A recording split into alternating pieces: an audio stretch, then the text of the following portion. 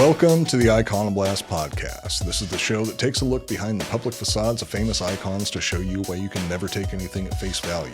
My name is Cooper, and joining me from Austin, Texas is Joel Benner. Today we're going to be talking about one of the most effective military units of World War I, the Harlem Hellfighters. And we actually have an interesting story about why we're talking about the Harlem Hellfighters today. Iconoblast! We put the past on blast! Hit them with the truth, with things you never knew. Nobody is safe, no thing to place. Got Joel and Coop with history in your face. Iconoblast! So Joel, what's going on with you? You said before we started the show that you're feeling a little bit hungover. Yeah, I'm hungover as fuck right now, dude. You're looking badass, though. Thanks.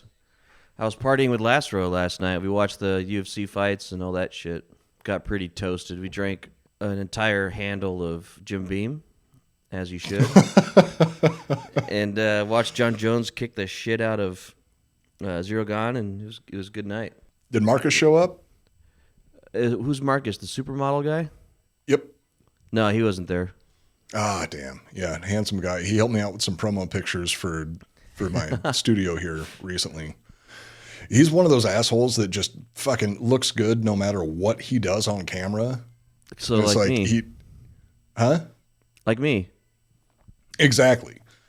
And that's why with both of you, I want to hate you for it, but you're both so fucking charming that I just can't hate you for it. Mm-hmm. Dude, I'm so fucking hungover, but it was a good time. Last Row knows how to cook. He makes some bomb food. He made like this fucking barbecue something chicken dip that was so good, and he made tacos. It was a good time. Lastro is one of the best hosts for any party that I've ever been to. Every time I've gone over to his house, he's got like good food. He's got good drinks. He knows the ins and outs of everything that he's serving. He's one of those guys. He's a very good host. He's happy to see you too. Like, you feel welcome. That's why I didn't want to leave. Yeah. I was there till like fucking 4 a.m. before I Ubered home. My Uber guy was falling asleep and picking his nose while he was driving. I was a little scared for my life, but I made it. And I'm here now. I got a Four Loko somewhere. Here it is. Cheers. Drink. Cheers, man. Well, I've got some watermelon flavored Arizona, whatever it is. I've got a couple hours of work to do after this, so I'm trying to keep it mellow today. Dumb. Yeah, it is. Anybody out there who's looking to start their own business or anything like that, don't fucking do it. It's not worth it. It's more work than just working for somebody else. When you work for yourself, it's full time. It's a full time deal. More than full time. It's been roughly 12 to 14 hours a day, 7 days a week. There you go. So yeah. What else you gonna I fucked do? up. What else you gonna do? Sit around and fucking do drugs? Yeah. Well, that's not going to get you anywhere, Coop. What you got to do is work 16 hours a day instead of only 14 a day, and do drugs at the same time. All right, that's where I'm falling short. Well, I'm on prescription drugs, which help out a lot. I'm also on Neurohacker, which is our sponsor for this episode, but we'll wait until later to give them the shout out for the ad read. All right. So we got the topic for today's episode from a guy named Todd. Should we say his last name? Wait, before we start, God bless Tom Sizemore. I know this is a evergreen show, but we got to pay our respects to the man. Tom Sizemore, rest in peace. Rest in peace, you crazy fuck.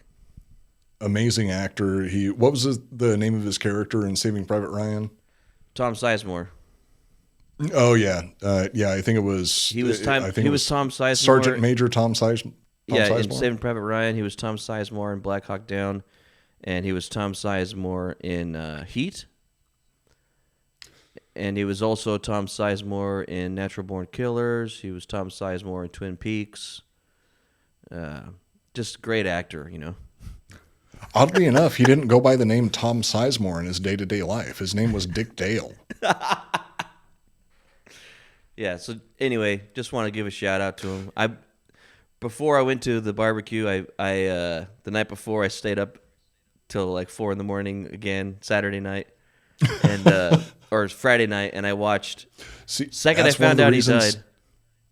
It's one of the reasons that I got out of Austin, because I could not go to bed before like 4 or 5 o'clock in the morning when I was living in Austin. Yeah, but it was for Tom. The day he died, I watched Saving Private Ryan right away, and then I went straight to Black Hawk Down, and I fell asleep during that. Yeah, I watched some of the clips of him on that celebrity rehab show with Dr. Drew. Oh, I haven't seen that, That's but the way that I paid some respects. I want to watch that now. So all I wanted to say about Tom was that he's an inspiration for fuck-ups like us. Like, he was a fucking dirtbag just like us, and he was still able to succeed. He was able to die young. He was 61. So drinking, partying, jacking, smoking, jerking, raping, fucking bitches, hot chicks. I don't know. Did he have any chicks. allegations against him? Oh, yeah. I don't recall was, hearing any he was allegations. physically abusive, apparently. We'll probably do maybe we'll do a little tangent episode about him or something. But just an all-around fucked up human being, and it gives me hope because I know I'm fucked up. I'm a drunk. I'm out of control. But you can still have a good life, and he did have a good life. Great life. And you can still be a good man. It's called drinking and doing drugs like an adult. Yeah. I don't know if he did that. I don't know if he was a good man. I guess we'll find out. Yeah, I don't know if he was either, but I do know that when he did Saving Private Ryan, Steven Spielberg had a stipulation in the contract that he would have to take drug tests over the course of filming. Yeah. And if he ever had a drug test that he failed, they were going to recast him and reshoot every single scene that he was in. They were willing to put that much money into it just to keep him sober for the movie. Yep. But it was also, Spielberg knew that it was worth putting up with his fucking crazy ass to deal with that shit, to deal with a crazy person to get those scenes. Like, because it wasn't he was for an amazing him, actor, regardless of the issues that he had. Tom Hanks, he is not tough. There's nothing tough about Tom Hanks, and he's one of the toughest characters ever in that movie. And when I watched it again for the first time in years, it was literally only because the toughest guy there was Tom Sizemore. And he had, you could see the way he talked to Tom Hanks in the movie, like the way the characters interacted. You were like, okay, if this guy respects Tom Hanks, then I do. He must be a badass. Because if Tom Sizemore respects... So Tom Sizemore gave you respect for Tom Hanks? Exactly. Yeah. Well, that's what sold Tom Hanks' character. Like, that was his purpose for being in that movie, was to make Tom Hanks look like a badass, and it worked. It's awesome. You know, that Bosom Buddies TV show that Tom Hanks did back in the day, it should have had Tom Sizemore as, you know, his co-host of the show or whatever. And then they could have just called it Two Toms. That's a show I would have watched because Bosom Buddies sucked balls. I just wish that now that we have all this deep fake technology, I hope they just re-release all of Tom Hanks' movies as Tom Sizemore as Tom Hanks. Like, imagine Big, but it's just Tom Sizemore. Anyway, let's get to it, Coop. Or maybe Philadelphia. Well, Forrest Gump, Tom Sizemore. One of Tom Sizemore's greatest movies was based in World War II, and we are basing the topic of this episode off of the prequel to World War II. In particular, we're going to be talking about the Harlem Hellfighters today, and the idea for this episode came from a listener named Todd McIntyre. Either McIntyre or McIntyre, I'm not sure. Todd McIntyre. I'm not going to pronounce the name right anyway, so who gives a shit. But Todd, thank you for the topic of the episode. It was the summer of 1917, and the United States had just entered the muddy hellscape of World War I. A group of African-American men from Harlem, New York, eager to serve their country, enlisted in the U.S. Army to take the fight to the Huns. The Huns? You know why the Huns? You know why they called the Germans the Huns in World War I? No. Because they were trying to dehumanize them. So the French and the British were trying to dehumanize the Germans to make it easier. That's something that's really common in warfare, is you try to dehumanize the enemy as much as possible so it's easier to kill them. You give them nicknames. It's an effect.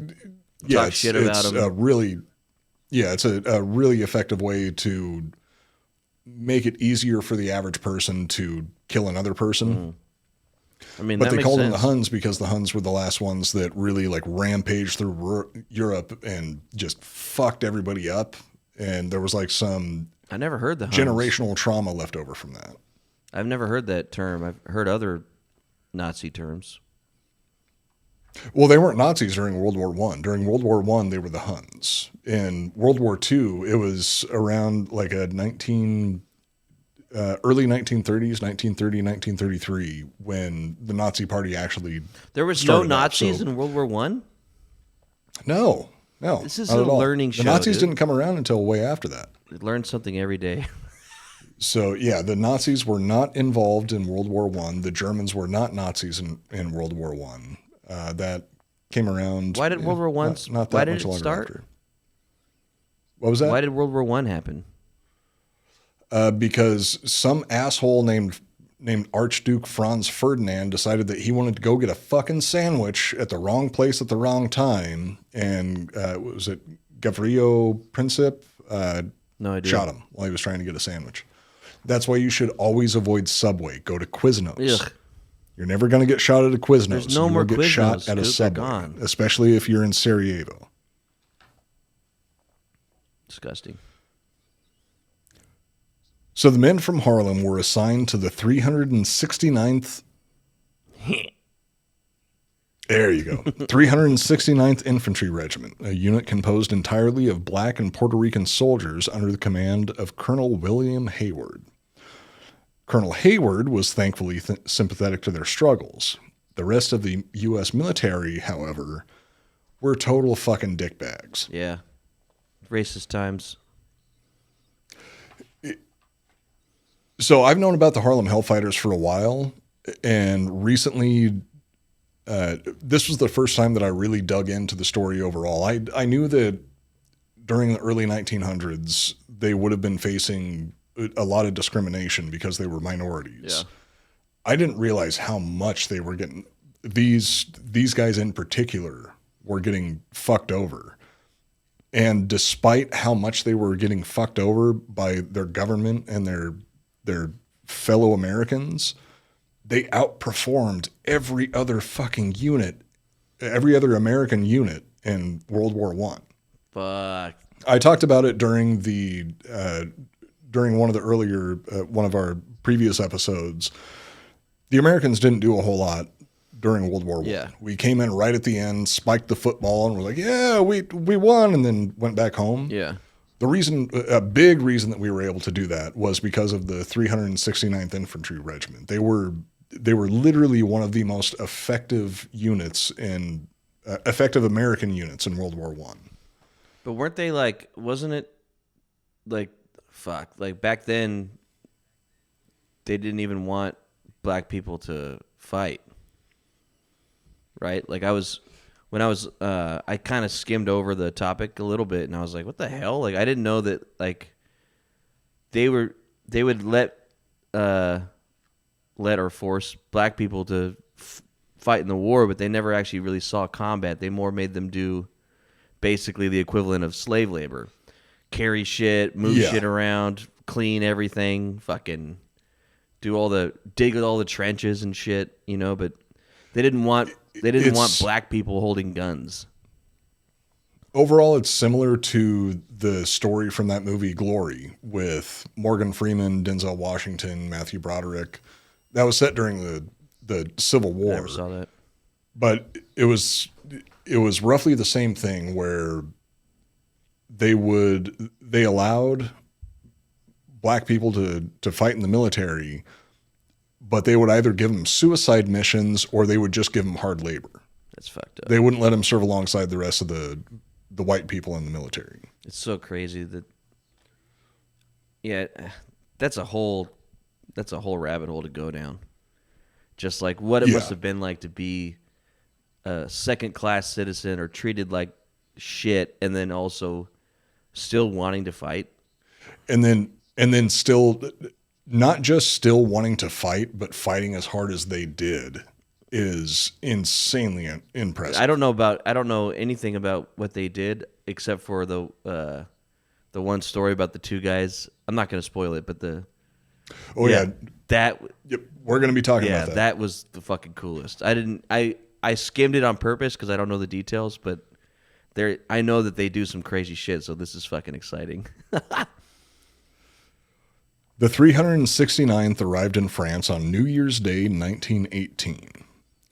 They were immediately put through rigorous combat training, assigned the best equipment the Army had to offer, and placed on the front lines with extensive artillery support.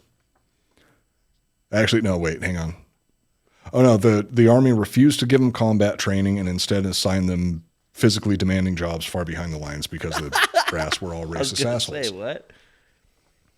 Didn't they? Yeah. They didn't even give them the most basic of basic combat training before they went over there. They just sent them over and said, okay, now get to work digging holes for people to shit in, or run these messages, or clean this shit. Jesus. The 369th, they wanted to fight. So the 369th initially started off as, I want to say it was the 15th Regiment in the National Guard. I think I might be getting the number wrong, but they started off as a National Guard regiment that they had to fight to become a National Guard regiment because the U.S. military didn't want to have a bunch of black people in the National Guard, which nobody has respect for the National Guard.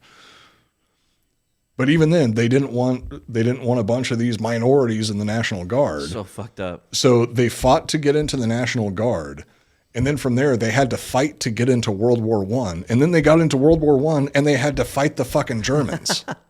And didn't they get like thrown to the French or something? Like they actually fought for France or something like this. Yeah, like we didn't even want them fighting as Americans or some shit like that.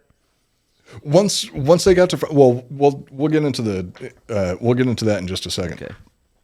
After months of requesting the chance to fight on the front, the Army finally relented and sent them into the fray.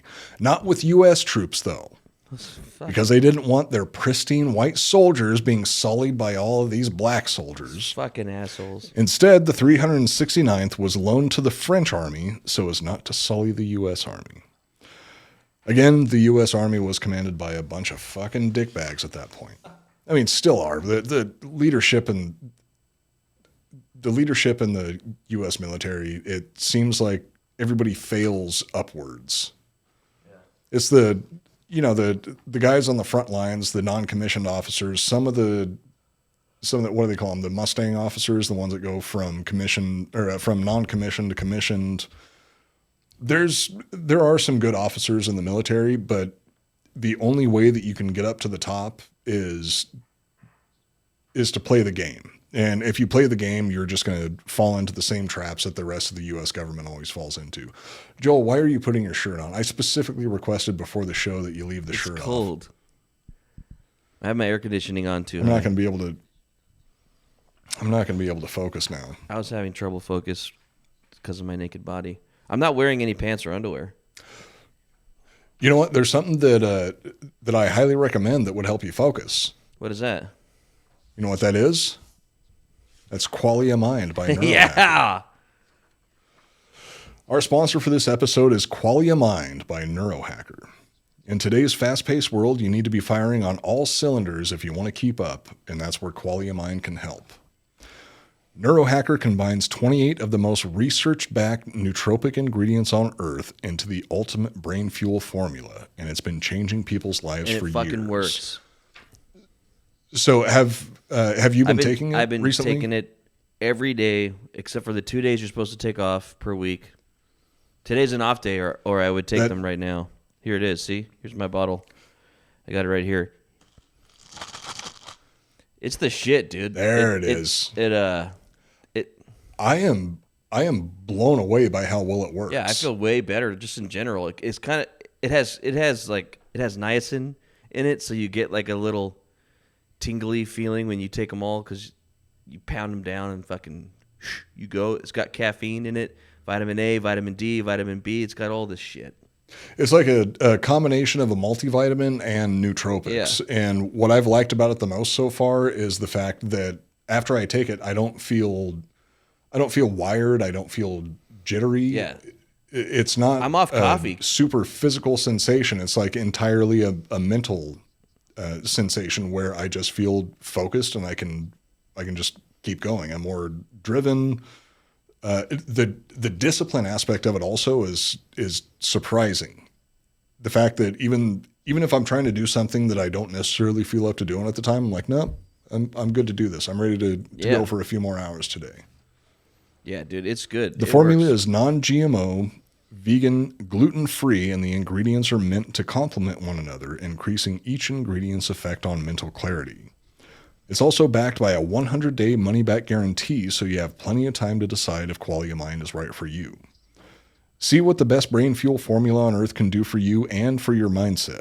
Go to neurohacker.com/icon for $100 off, and that's only $39 a bottle. And as a listener of Iconoblast, use the code ICON at checkout for an extra 15% off your first purchase. That's neurohacker.com/icon to try Qualia Mind with code ICON and experience life-changing mental performance. You try it. I recommend it. All right, back to the show. Yeah. I highly recommend it too. It works. Highly recommend because of it. Like, I don't know if this is something that they would say it does, but like for me, I don't even have coffee anymore. I'm not on energy drinks or any of that shit. Like it provides, it just works for everything. It's like, it's all you need. That's all I'm saying. I'm getting it. I already ordered some for my wife, and I'm going to send it out to. Oh, really? Because because they sent me a sample, and I've been using it for about 2 or 3 weeks, and it's helpful. Like my wife is trying to be healthier, and she's been taking greens and all this stuff, and it's hard to find something that actually helps. This shit works. So if you're trying to be healthy, and it's vegan, and she's vegan, so it's safe for her. Yeah, so I'm excited for her to get that. If refusing to let the 369th fight alongside the rest of the American troops wasn't a big enough dick move. Let me take that back. Refusing to let the 369th fight alongside the rest of the American troops wasn't a big enough dick move for the Army leadership. So as yet another insult, the U.S. Army released a pamphlet called Secret Information Concerning Black American Troops, or SICBAT. The fuck? This is astounding, disgusting, dickish behavior that I absolutely cannot believe that they did, because there were no statistics to back up the claims that the U.S. military was making. All they were trying to do was to reinforce the position that Black Americans had back stateside once they came back from World War I. So at this point, they assigned the 369th to the French Army, and the French started treating them too well. They started treating them like equals. Well, I don't want to say equals, but they were treating them better than the Americans were.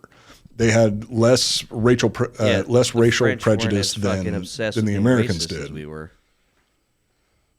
Not quite as much. Well, I do want to give them some credit, and this isn't just black people fight side by side with the white person.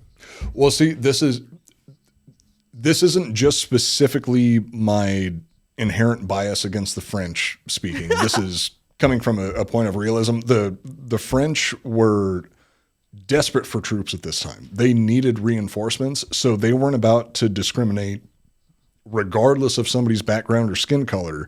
If they had willing bodies to fight the war, they wanted them. They were going to let them fight. Yeah. So that's what the French did. They were less discriminatory than the majority of Americans at that point. They were still French, though. And that's not good. It kind of balances out. This is pre-World War II, so it was still kind of the good French. It's still not the Gauls, but it was still the better French. The SICBAT pamphlet warned the French army not to treat the men of the 369th as equals, as they may get the idea that they deserve the same treatment when they got back home to America. What the fuck? It's like, oh, don't treat them too well, or else they're going to think that that they deserve that treatment once they come back home, regardless of the fact that they're sacrificing their lives in a war that you threw them into. But no, don't treat them too well. That is so fucked up. Make sure they understand that they are not equals. This whole story makes me so fucking mad, considering that the 369th, the Harlem Hellfighters, were one of, if not the most effective American unit that fought in World War II, which, as I've said before, World War I. Yep. Correcting myself. As I've said before, America did not do a whole lot in World War I. We came in right at the end and spiked the football. The 369th, Still a win, dude. if you could give any credit to what America did in World War I, it deserves to go to the 369th Infantry Regiment. Yeah. So the sickbat pamphlet also urged them to distrust the black soldiers, claiming that, and I quote, "The black American troops in France have by themselves given rise to as many complaints for attempted rape as the rest of the army." So they're trying to say What the fuck? that just the black soldiers in the army had on their own generated as many complaints about rape or attempted rape as the rest of the soldiers from And the they U.S. probably Army. had none. I think that is most likely a scapegoat situation where they're already getting a bunch of rape allegations. It was They're like, the oh black no, guys." it's them darkies over there. Dude, that is so fucked up. Sorry, we No, should it's probably right. drink for that. What dickhead was like adding that into the pamphlet? You know, just some racist dick fucking old man general guy.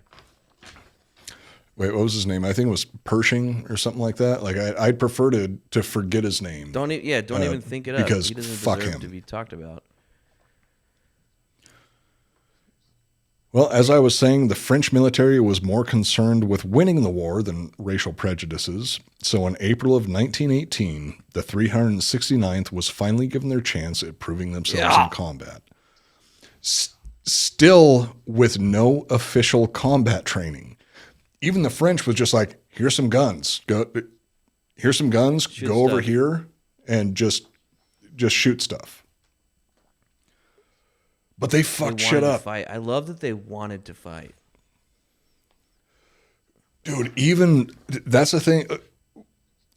One of the things that kept happening throughout the course of me researching and writing this episode is like I was getting chills. I was getting like a patriotic Fuck yeah. boner from this shit because regardless of how bad the government was treating them, regardless of how bad their fellow citizens were treating them, these guys were still dead set on fighting. They were still dead set on putting their lives on the line, and they did it better than anybody else. Cool. They are hardcore, I love it. and we haven't even gotten to the best I wish part. Americans were still like that. The rifle the men were assigned was the French M1916 Berthier. I think it's Berthier, something like that. A bolt-action rifle firing the 8mm Lebel cartridge. It was this rifle that inspired the topic for this episode. A listener by the name of Todd McIntyre recommended an episode based on the Harlem Hellfighters, and he even owns one of these rifles. Let's throw up an overlay of he sent us pictures of the rifle. So let's throw up an overlay of the pictures that he sent us. He has pictures of the rifle itself, the ammunition that it fired compared to other ammunition, just to give you a size comparison.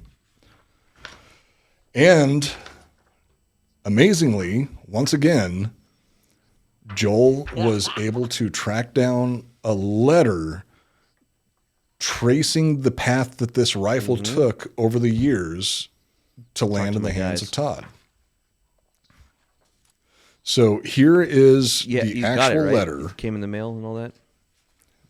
Wow, it looks pretty clean. I got it was a little dirtier than that. Well, I had to scan it and then transcribe it so I could actually read it because the letter, I mean, it's like about, I don't know what, 60, 70 years old at this point.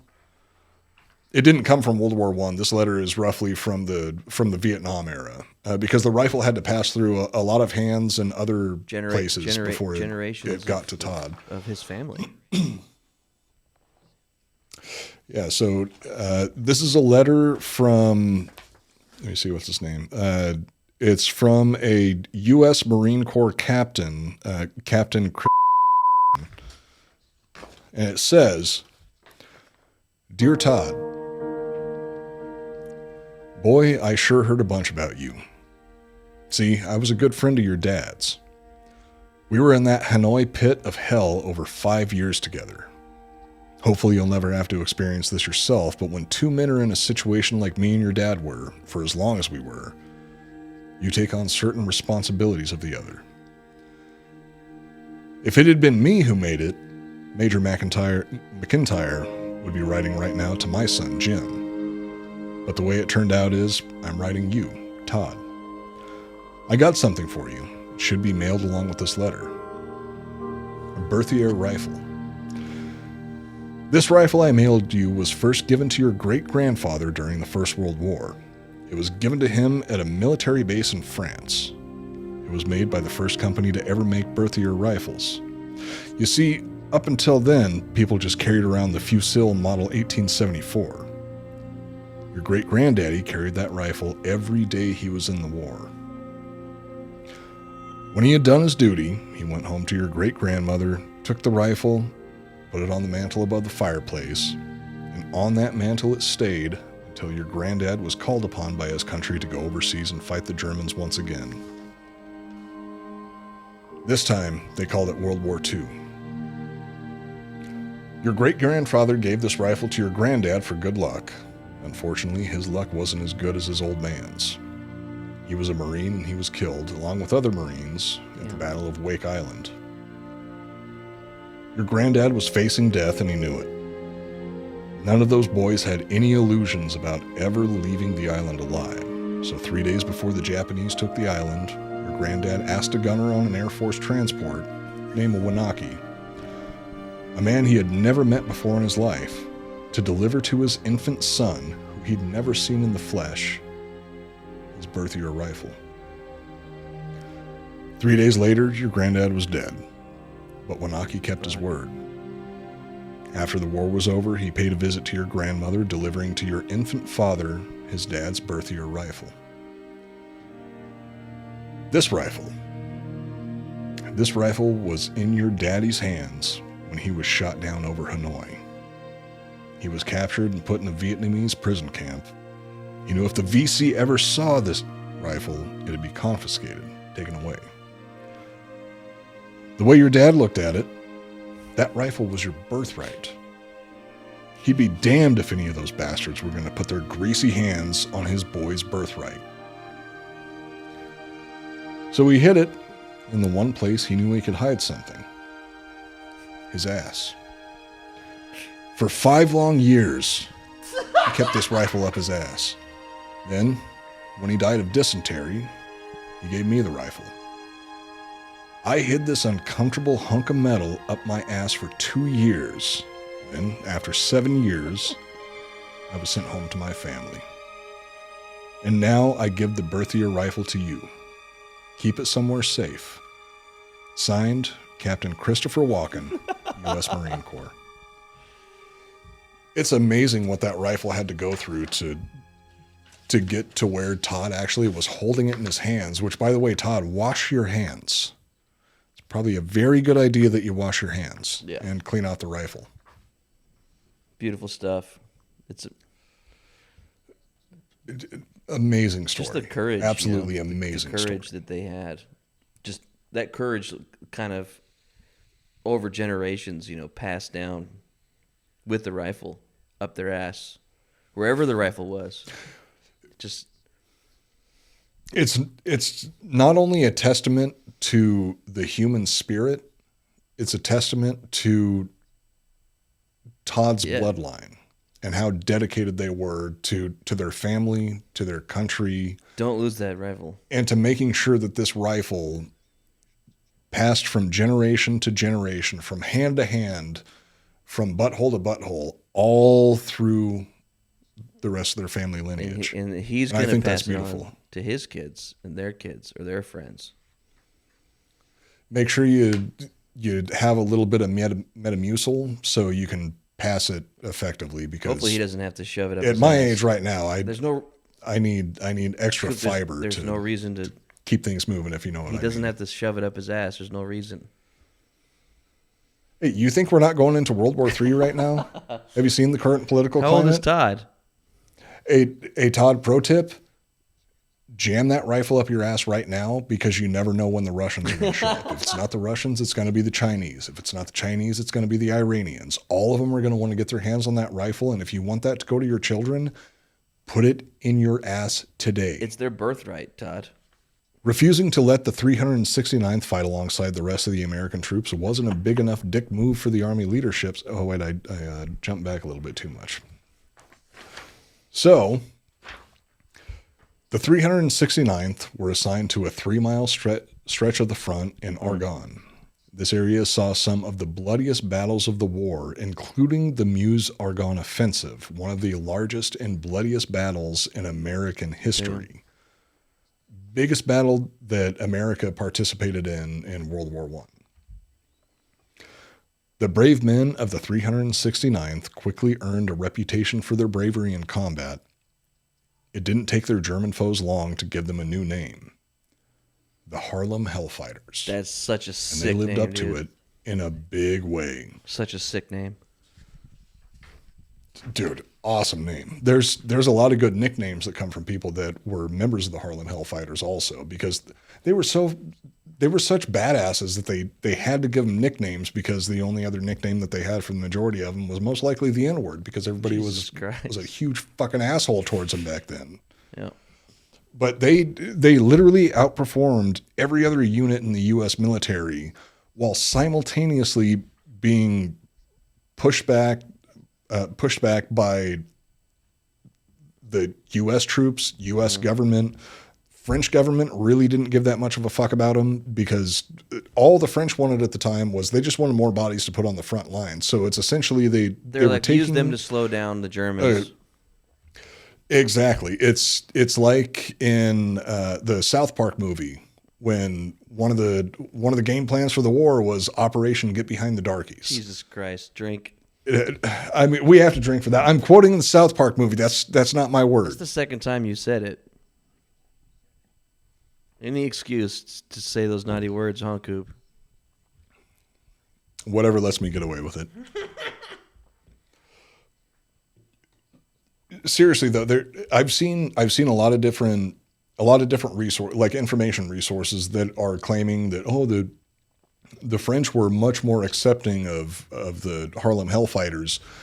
At the time, they were literally looking for any beating heart, any warm-blooded person, like any living body that they could get on the front line that could hold a rifle. They were going to put them on the front line. If the French actually cared about the success or safety of the Harlem Hellfighters, they would have trained them before sending them into combat. Because when we get into the next episode, we're going to have a part 2 for this episode. When we get into the next episode, you're going to see what the Harlem Hellfighters were capable of with zero combat training. They were given French weaponry, French helmets, French equipment, and just put in a 3-mile stretch of trenches and said, okay, hold this area. And you know what? Out of every other unit along that trench line, they were the only one that didn't lose any fucking ground. No shit. They were That's badasses. And I can't stress that enough. Like I have so much respect and admiration for these guys, because it is absolutely insane that they went into it with equipment that they're not familiar with. Equipment that they've never been trained on. It doesn't even have English no writing on it. combat It's training in French. general. Doesn't even have English Do they have writing rocket on it. launchers? They're assigned. No, not back then. They had shitty equivalents, but nothing like they didn't have bazookas or anything like that until World War II. There wasn't. They had rockets, like anti-armor. Well, they've had rockets War. since the Revolutionary War. I think we had them around during the Revolutionary War also, but they were trash. They were awful. They were equally. It's like lining up a bunch of bottle rockets and hoping that you hit an and enemy. even sometimes they would literally shoot, turn around and come right back. Yeah. So it was a type of weapon that was just as dangerous to the enemy as it was to you. Similar to a lot of French weaponry. Sort of like the machine gun that was primarily used by the French during World War I, which I believe was called the Chauchat or Chauchat or something. Not the Berthier was a good rifle. The Berthier was a really good rifle. Everything else that the French military had in terms of weaponry wasn't all that great. But the Harlem Hellfighters never got trained on any of it. They would get very baseline functional training from French people who didn't speak the same language. So I'm assuming a lot of it was just them like kind of making hand signals and trying to loosely explain to them what was going on. But the French had no investment in their survival. The French just needed bodies on the front line. And this isn't just me talking shit about the French again. This is just being realistic about the situation. All they needed were bodies on the front lines. So they didn't care about whether or not they were an extremely effective unit. They just needed people there to shoot back at the Germans when the Germans started trying to push forward through no man's land. And the Harlem Hellfighters held their ground better than almost any other unit in World War I and better than any other American unit in World War I. That's fucking dope. But we'll continue the story in the next episode. So we're not even going to talk about a single fight they have? Nope, not yet. The next episode is entirely dedicated to specific situations showing how badass these guys were. Okay. Like I said, as I was going through and researching and writing this episode, I kept getting chills hearing about what they did, because not only were they amazing fighters, surprisingly, they were amazing musicians also. They had like one of the best military bands in all of the army during World War I. And they still got fucked for that too. What do you mean they were musicians? They were in a marching band? They had an amazing regimental, but fucking nerds. No, they had an amazing regimental band that was led by a very, very talented musician who got stabbed in the neck by one of his fellow band members. We'll talk about it in the next episode. There's a whole lot going on with these guys, and all of it is tragic. How many? What was the total amount? All of it's also very. How many hopeful. were there total? Like actual soldiers that were in that unit. The total amount, I don't have it off the top of my head. I know that they took some of the heaviest casualties of any American unit. They had the longest deployment time of any U.S. Army or any American unit during World War I. They spent more time on the front line. Yeah, They're fine. Whatever, they're fine. And then they got royally screwed in the end in multiple different ways. I thought they had like a parade. They were getting screwed the entire time. For the ones that lived. It wasn't government sanctioned, but we'll get into that at the end of the next episode. But until then, so you can join us again next week for the conclusion of the Harlem Hellfighter story. And until then, you can follow us on Instagram at Iconoblast Podcast. You can follow me at Coop Nukem. You can follow Joel at Joel R. Benner. Also, video's back. So if you want to watch the video, go to the Iconoblast Podcast YouTube channel. You can join us every Monday night at 9 p.m. Central Standard Time. That would be, that's 7 West Coast, 10 East Coast. Something like that. 9 p.m. Central Standard. Just Google it. You'll know when to show up for it. You can also go, if you like my shirt right now, shirt says Fuck John Lennon. Go to shop.drinkingbros.com and you can buy one for yourself. We got a bunch of other t-shirt designs, mugs, hats, stickers, all that stuff. Any of the money that you spend on our merchandise goes straight to me and Joel so we can pay for our future rehab programs. Mm-hmm. Everybody in the chat, you know who you are. We love you. We appreciate you showing up every week, 9 p.m. Central Standard Time, Monday nights on the Iconoblast YouTube channel. Until next week, we love all of you, and my name is Matt Cooper. Joel Banner, what's up? And we're reminding you to never take anything at face